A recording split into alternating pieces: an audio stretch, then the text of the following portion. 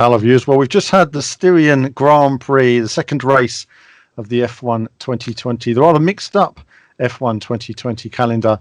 Another exciting bit of action as well. Again, I'm joined by Tim. Hello, Tim. Hey, Alan.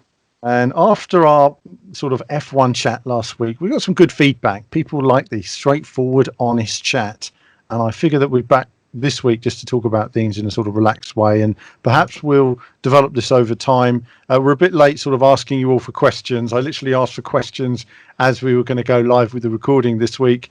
But if you're listening to this and you'd like to ask us some questions about the races, we will put them up onto Twitter, and we will go through those as well in future races. So something to look forward to there, and we'll try and build and grow this over time. But I guess really talk a bit about last week was an action-packed race with mixed weather conditions. This weekend, of course, we had rain during qualifying, which mixed things up a fair bit. But despite that, you could see, obviously, Lewis' supreme performance from Lewis in the wet. He and that car were as one. He was in the right place. He was feeling good in that car, and he put down a great lap time.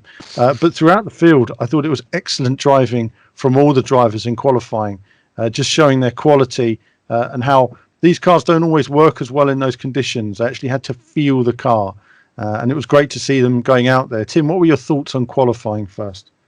I was just so happy to see it being run. I turned on the Sky F1 broadcast and saw that it had been delayed, and I thought, well, I'm not going to watch this. I'm going to go and do a bit of DIY.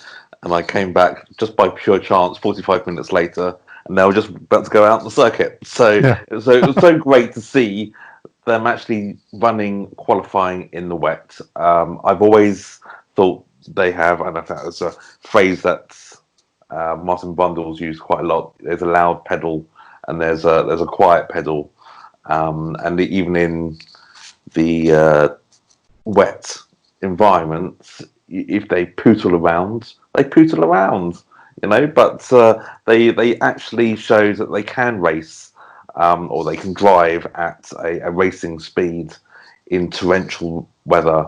But it was great. I agree, Alan. It was great to see superb driving throughout. There were a couple of spins and a couple of drivers going a little bit wide, as you'd expect. But generally, everybody stayed on the track, and Lewis's lap in Q3 was spectacular. It was let's not forget that this was a track that was getting wetter as the session went on, as opposed to, you sort of seen, I think on the broadcast earlier, there was a reference to Rosberg in 2016, I think it was, that he finished first by 1.6 seconds. But it was a drying track, and that's where those gaps seem to appear. But seeing Lewis 1.2 seconds clear of Verstappen on a track where the difficulty is equalised generally, it was superb performance, and just goes to show, it always reminds me of Hamilton Silverstone 2008, where he dominated in those sorts of conditions, and for me always puts Hamilton on another level where only 2 or 3 other drivers are at that level in the wet. Yeah, I mean, wet conditions is more of a level. It's like you were saying, I've seen wet races in recent years where they've literally gone round and round behind the safety car until they need inters. And then I think, well, what's the point in having a wet tyre when you've just wasted all of your time and wasted all that driving opportunity, that leveler? Because, I mean, part of changing from wets to inters is a driver's assessment and the team's assessment of, shall we do this? It's one of the most exciting parts of motorsport, is the changing conditions. So I was glad that they went out there running. It's like you say about the loud pedal, if there's too much water, you have to slow down. You just have to slow down. You have to know when you can go, but I'll aquaplane. Well, to an extent, there's a certain amount of assessment a driver needs to make in terms of how his car's handling. And I think that there's an assessment from the team and there's an assessment from the driver in terms of getting it right in those conditions. But it seemed like it worked for everybody. And in a way, it's funny, but we have the safer cars and the safer circuits, but they're more sort of risk adverse now than ever before. And I think to myself, no, let's get them out there. Let's get them driving. Yes, there's some risk, but that's part of the excitement of Formula One. It's part of racing in challenging conditions. And it sort of brings us these sort of mixed up grids. I'd say from qualifying, though, again, I was surprised at how much the Ferrari struggled, even in the wet. The car just didn't seem to be quick in the wet or the dry, which was quite surprising. The McLarens were strong in qualifying as well, really consistent in the wet, just a good chassis, basically. So, I think it was a bit of a mixed up grid, but ultimately, the better cars, if you like, in terms of the Red Bull and the Mercedes would eventually come to the top. So getting on to the race today then, amazing start from Lewis. Bit of action there. Carlos coming up on the outside of Max into turn one. Max holding turn one up to turn three, where we had a bit of action between the two Ferraris. What can you say, really? I mean, Leclerc, he lost his head, didn't he, Tim, into that one? Total facepalm moment there for Binotto. I think he's gonna have to put those two together, and is that classic race, but don't take each other out. And it was a gap which wasn't really there, and even in any situation going into quite a tight corner, first lap of a race, you're going to have a lot of cars all naturally squeezing into that gap that wasn't there. Yeah. So I agree. It was complete lost his head moment, and it was quite a dramatic result. Seeing the rear wing, you don't see many rear wings fall off these days in Formula One. But sorry situation. They've got to come back in some form. Yeah. I mean, we are, coming up to race 3, Hungary, which can be a difficult circuit to overtake on.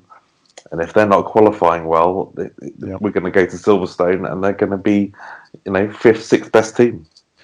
Yeah, I mean, I think the championship, dare I say, is effectively over for them if they don't come back into it soon. It's not going to be the longest season, whatever happens. Obviously, Leclerc lost it. There's several things going on. You've got Ferrari, the car isn't performing, the team isn't performing.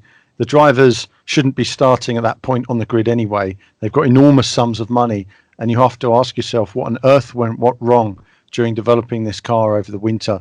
It's dreadful. Now, I don't know what it's going to take to fix it, but obviously whatever was going through Leclerc's mind at that point, it looked to me that he kind of missed a breaking point, really, took a vert in action, and it was all too late. His head was just in the wrong place. So I think Ferrari, we've got Hungary sort of coming up, and we'll talk about that in a bit, but Ferrari certainly need to get some better results there, because it was a dreadful race for them. But a lot of action today in the midfield.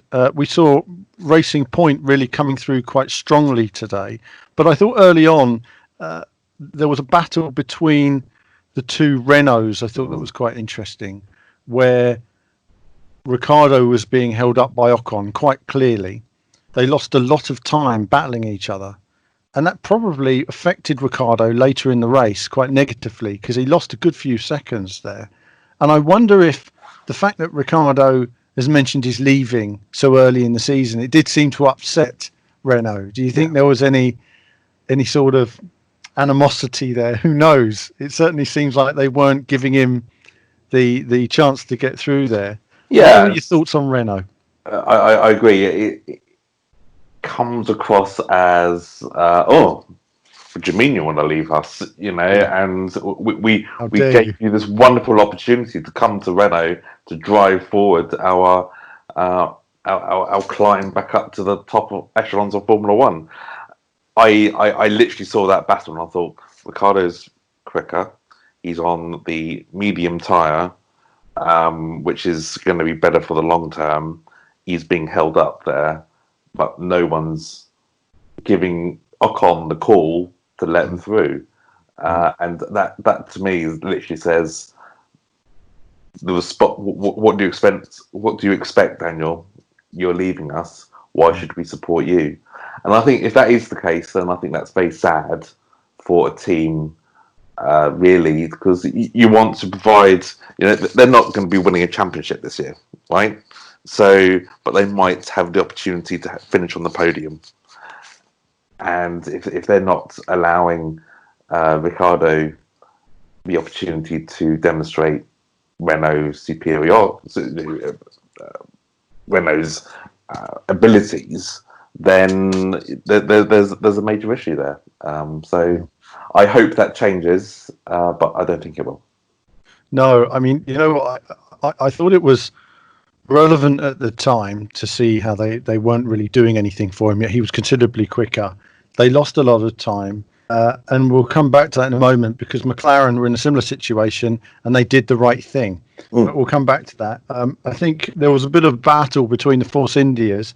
Force India obviously coming through the field. Perez, a very strong run today in the racing point that looks very similar to a Mercedes from last year, and showed the true potential I think we were expecting from testing.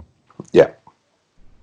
But you know what? I have no issue with Racing Point copying a Mercedes car. I'm surprised I'm amazed the other teams don't do it. Because clearly Mercedes know what they're doing. So why not just copy and develop based on that? But anyway, that is besides the point. But I think it's great to see.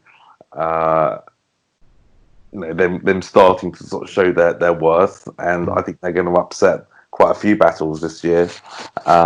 Certainly at tracks. I mean, for example, Racing Point, Legacy, Jordan, they've always gone well at Spa, for example, and they've had good races at Monza, and we're racing at both of those coming up in late August and September.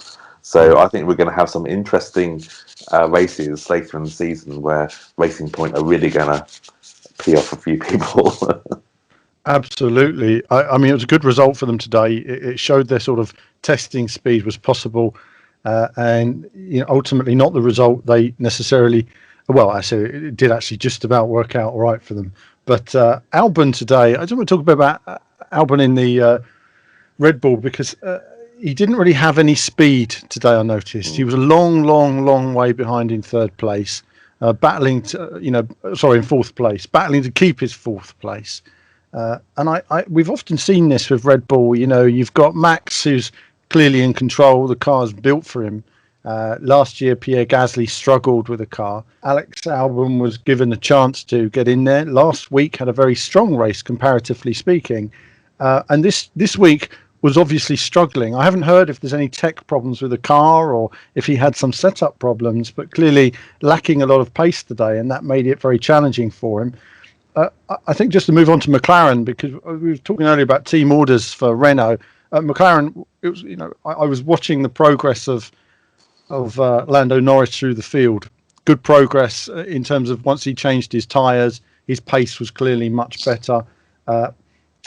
Early part of the race, Carlos Sainz was looking after his tyres, but falling backwards just because the engine power really of some of the other cars and the circumstance and the way it worked out.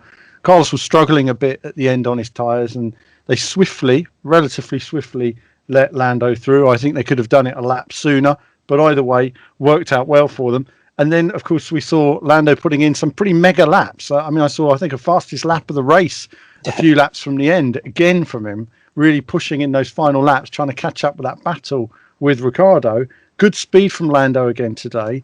And in a way, it sort of almost came together for him, overtaking both those cars. I was hoping he was going to take both of them on that one corner, because I always love it when there's a bit of drama like that.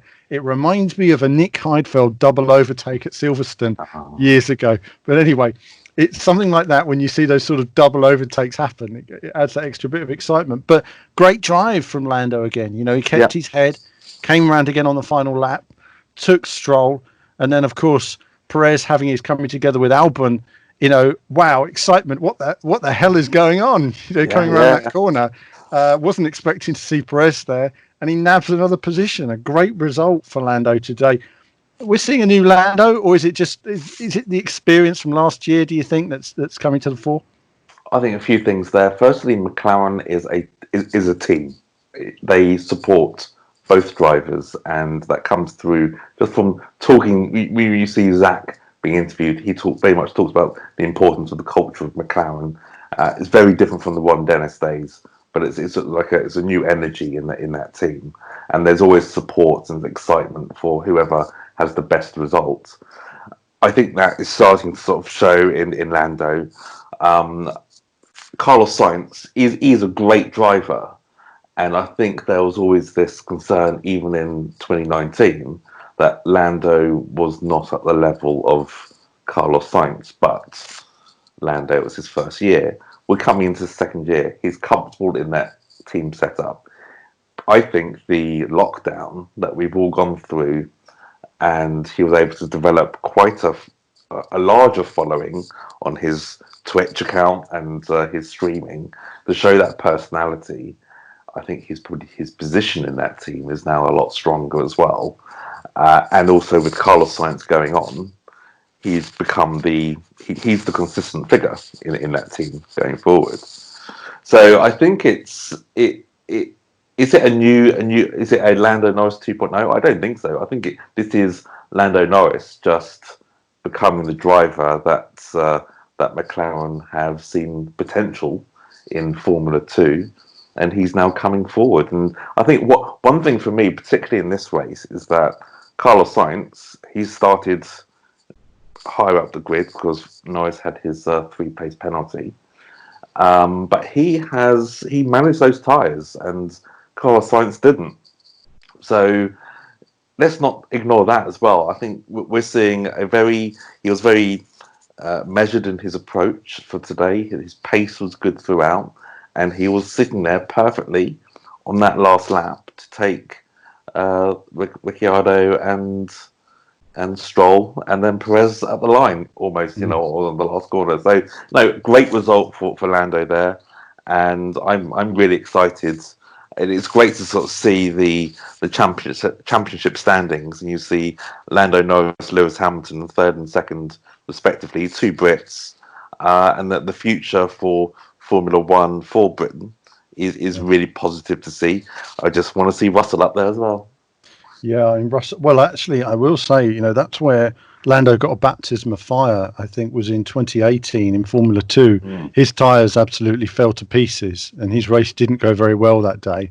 Whereas George was on fire at the time, and I think Lando learned a lot about tyre preservation at that race, but also in Formula 2. It was a very quick run, but it really showed how Austria can chew through your tyres if you don't get it right. So we learned a lot on that one. George Russell, very exciting talent, amazing in qualifying again. The more I see of him, the more I can't wait till he gets a decent car. I think today he made the mistake purely because he just, very unusually for him, overdrove the car. He's in such a good position. He wanted to just get out there and drive. But I love that excitement in him. I can't wait until he's up there. And like you say, the future is bright for British racing drivers, and he's a great talent. I mean, the race itself was, I thought, pretty average race. There was not a lot happening here. I think it shows for me that the Mercedes, dare I say it, are on another level. It never seemed to be a question to me of if Bottas would get past more, when, really, especially with the power down the straights. Mercedes have always run well there as well. It's a circuit where they have those 2 long straights do, in particular, seem to work well with their car. And of course, then you have the different weather conditions and mountain air. Conversely, the Red Bull would work. I think Mexico is a good example where Red Bull seemed to work better, in circuits like that. For whatever reason, that was with the Renault, but I think they did well with the Honda as well. So it depends. Different conditions affect the different packages in different ways. And so I think throughout the field, I think it was, if you watch the Formula 2 in the morning, it was a bit more settled down compared to the action of last week. Last week, you were mentioning it was sort of back to school. This week, you had cars. Unfortunately, we didn't have all the cars breaking down. We didn't have all the yellow flags, and it wasn't bunching everybody up. And I think that it showed last week that when you do get those things that happen that you're not expecting, random things can happen. But when it goes the way the computer simulation expects, there's not really much anyone can do. And I think in that way, it just shows, I think this year, dare I say it, the championship battle looks to be very much between the 2 Mercedes drivers. And I hope Mercedes do let them battle. It's a shame that Ferrari aren't quite in the mix there. It's a shame that obviously Max Verstappen, again, in the first race, had to fall out the race. But anything can happen. This is Formula One. This is an interesting season. It's going to throw up some different swerve balls here and there. And we've got Mugello as well coming on the calendar, which they haven't predicted or expected. So that could add something new as well. So race itself was an average Grand Prix on the whole, but we had amazing action on those last couple of laps. And I think it's great to see Lando again there. 26 points in third place on the F1 standings. Incredible. I was thinking, McLaren team have got to be over the moon with that. 39 points in constructors. I don't know what their entire constructors totals were off the top of my head for the last few years, but I can tell you that's a big chunk from just the first two races there. And that's a great result for McLaren as well. Red Bull, obviously, they will come up as soon as they get their reliability together. You can expect Red Bull to take their place. I think the battle is going to be really between Red Bull and Ferrari. I think Red Bull are going to be targeting second in the constructors this year. That'll be a good result for them. We've got the other news this week. I think we should just mention actually that obviously Fernando's going to come into Renault as well, and that's something which is going to mix things up. So I think Renault, obviously Ocon broke down today. Renault, obviously we were mentioning earlier about the team issue, still got some reliability issues there, and it doesn't feel like the happiest squad for me, Renault. It never feels like everything's working there as a smooth machine, and they really need to get on top of things this year. But I think Lewis throughout was strong at this race. His mind was in a much better place. He was in a good place. I just think the only concern is what it shows is what we've seen in the past from Mercedes, that whoever qualifies in pole is probably going to win the race. And it just shows that if Valtteri Bottas is going to win the championship, he needs to be on point on the Saturday as much, if not more even, than on the Sunday, just because of the difference that makes through those first few laps and in terms of getting control of the pit stop strategy for the rest of the race. Your thoughts today on final thoughts today on the race today, Tim, before we talk about some other F1 matters? Sure. So 70 laps of boredom followed by one lap of excitement, really. That's pretty much sums up the Styrian Grand Prix. Let's get it right. A few things which perhaps away from the racing that I was amused at, but also quite intrigued to see how Formula One is adapting to this new, the new look to Formula One in this sort of weird situation that we're in. Is that so? First of all, we had the Styrian national anthem, or a tune of sorts, with this quite almost like 80s rock ballad sounding voice bellowing out with some sort of wonderful scenery of the Styrian mountains, which was, I thought, did make me think this is a little bit of a weird start to a Grand Prix. But then I think it was great to see. I saw some of the on-screen graphics. They've decided to put the text of what people are saying in some of the comments. So I'm wondering whether that's being translated into different languages around the world. Possibly, it would make sense. Instead of having a verbal commentary come on the radio every now and again. I thought the post-race, the podium was so much better than what we had last weekend, although those robot bots delivering the trophies were hilarious. They are so funny, aren't they? The funny thing is that I watched them driving off after giving the trophy, and nearly all of them just went off onto the grass. And I think you could tell Star Wars droids with no brains, weren't they? You could also tell that the drivers and the team personnel were chuckling underneath their masks, when going, "What the hell is this?" But it serves a purpose, So and that's works. It's pretty funny that I just like the imperfection in it compared to everything that's so perfect in Formula One. You've got these funny robots driving around, which need a bit of a quick start as well. Not quite going to the right place, but the wonky driving as they drove away, I thought was brilliant. So. Absolutely. I quite like the imperfection. Keep that in there in a way. I don't want it to be perfect. It's like the old days of when the flags were raised on poles behind the podiums, and they're always a little bit wonky. Imagining the person behind them, sort of doing a bit end by end sort of thing, But no, I thought it was great to see them adapting week on week, and I think as we go to Hungary, I think one thing which I read in the news this week, which I thought was quite interesting, because we found out that Leclerc and Bottas both flew back to Monaco through Monday, Tuesday, Wednesday of this week, and Leclerc was given a slap on the wrist saying, "You've broken your bubble."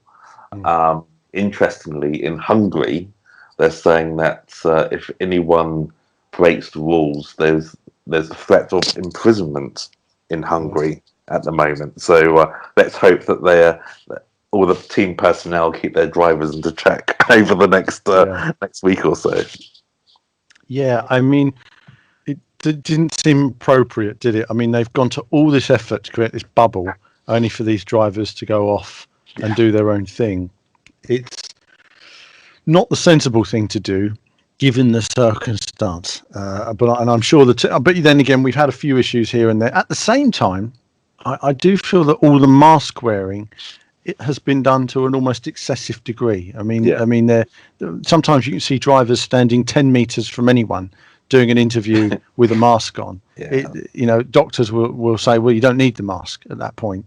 And I think it'd be nice if we did have some masks off now and again for some interviews when appropriate.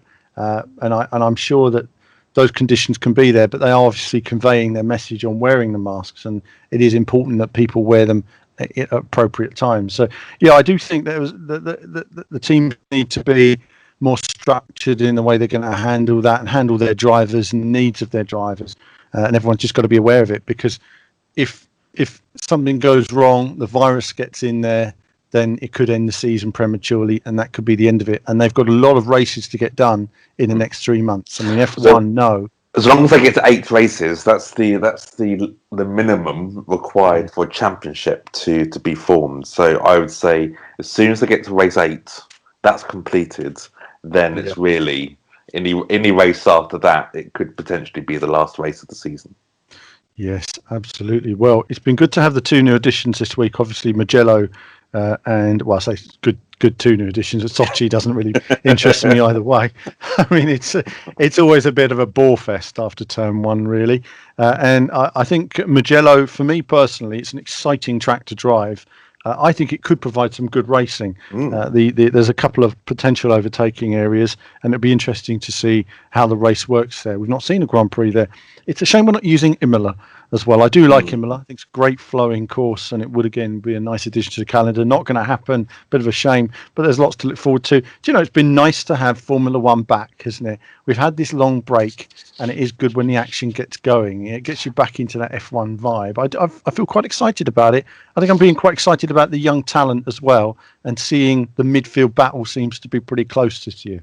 Yeah, and I think it's also great to have some triple headers and consecutive triple headers as well.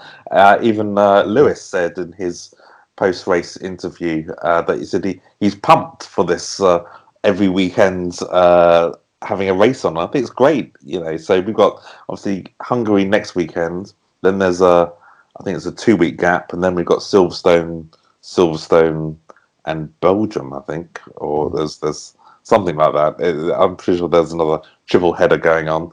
And then we've got a lull, and then we're going to the 3 races in Italy, I think. So so it's going to be some really good races coming up, and good sort of seeing this season come together in its most unique circumstances, and very, very exciting. It is exciting. A couple of questions we got from Twitter. Ashley says, is Albon in over his head? And his second question is Perez the most underrated driver in F1? So the first one is Albon over his head? I would say no, he's not. He's a very, very talented driver. He's right up there with Lando Norris and George Russell. He sometimes is a driver that takes time to fully understand his car. He's been a bit slower coming through in seasons, but when he's in the zone, he's a bit like, I guess, Jenson Button in that way. That Jenson was somebody who, when the car was set up for Jenson, he was an unstoppable machine. And I think Albon's very similar to that. Once he gets the car and he understands it and he feels it, he'll be motoring along. The problem with Formula One is the car, dare I say it is Max's team. And I wonder if he's too much of a nice guy in a way. I wonder if Max goes in there and says, "This is what I want on the car now," and I wonder if Albon has the same force to be able to make those changes to get what he wants out of the car. That's something where he's really going to have to, rather than adapt, get them to adapt the car to his style as well. What are your thoughts on Albon, Tim? let's not forget that Max was. I'll come to Albon in a minute, and this will answer the question. That let's not forget that Max Verstappen, he's in his 6th year of Formula One already. Believe it or not, he had a full season at Toro Rosso in 2015, and then obviously he was, as we all know, at the Spanish Grand Prix 2016. He got the call up to the big team, and he won, which is great. And he is once in a generation, possibly talent, or certainly very good, and there's no denying that.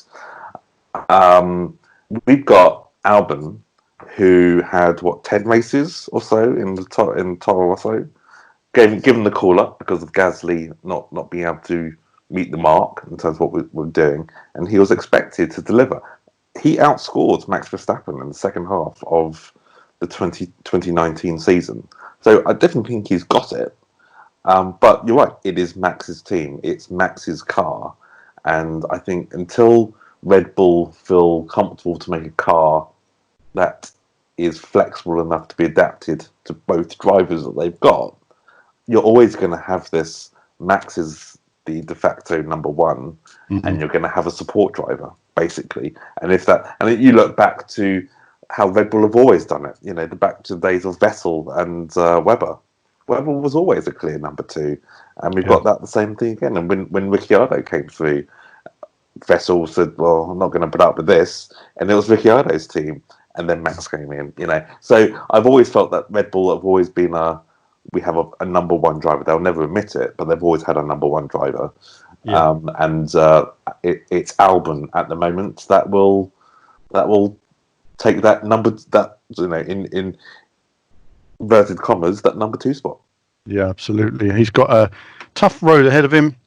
Red Bull has never been it's never seemed to be the kindest place to be, Red Bull, compared to some teams. And I think that's where some teams really nurture the drivers to maximize them, and some teams you're in the game, the big game, as it were, and that's it. You're in it to win or you're out. And I really do feel that it's a tough place, Red Bull. But fourth place was really important for Albon today. It's a good result. Could have won, or at least got a podium last week. So I think he's doing a good job at the moment. And we don't know, as I say, when we see a driver that far off their teammate, normally there's a problem in the car. That's not normally just driving. I can tell you right now, Max is not half a second a lap quicker, second a lap quicker than Alex. So there was definitely something today in terms of setup. And Christian Horner did say over the weekend that Vettel is an absolute no for us next year. We're happy with Max and Alex. So I think we're pretty much that's a pretty good assurance to say that Alex Albon is going to be in the car to the end of 2021 at least. I think they're a good pairing. The problem is if you have two people who are very intense, it's going to come together. There's going to be a knocking of heads. There's not a lot of people that can be in a team with Max and work together. I think that Alex is that sort of demeanor that does work well there. It's just really important that the team realise what they've got and use their two drivers in a positive way. And it's all right for Max when it's going his way. I just wonder how it's going to be if Albon manages to get a few good results.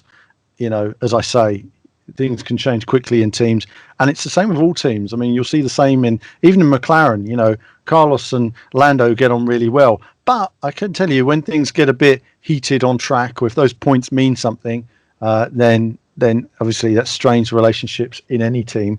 You talk about number one, number two. You've got Mercedes, which is Lewis number one, and Bottas is number two. And we don't know the challenges that Bottas has in adapting to the car. Albon has, and even Ferrari. Well, goodness me, they're all over the place at the moment, aren't they? So who knows what's going on there? But you see that throughout the grid. The other question is Perez the most underrated driver in F1? Underrated driver? I would say no. I don't think he's the most underrated driver. He's talented. I think early in his career, he had a tremendous result at Malaysia in the rain. And I think everybody thought at that time that he was sort of the second coming, that he was going to be this new Senna and this great champion. I felt that what did him a lot of harm early in his career was going to McLaren. It seemed that he was on a good roll at the time. And when he went to McLaren, he found it a lot more challenging battling Jensen than I think he ever anticipated, and it sort of reset him. And then the next couple of years, he had very challenging races with Ocon. And they obviously had comings togethers and stuff like that. And I don't know how he is to work with as a teammate as well. I think sometimes you wonder if he's the easiest teammate to work with, and what holds him back as a driver in terms of developing the car, working with a teammate, being the complete driver. What do you think about Perez, Tim? What are your thoughts?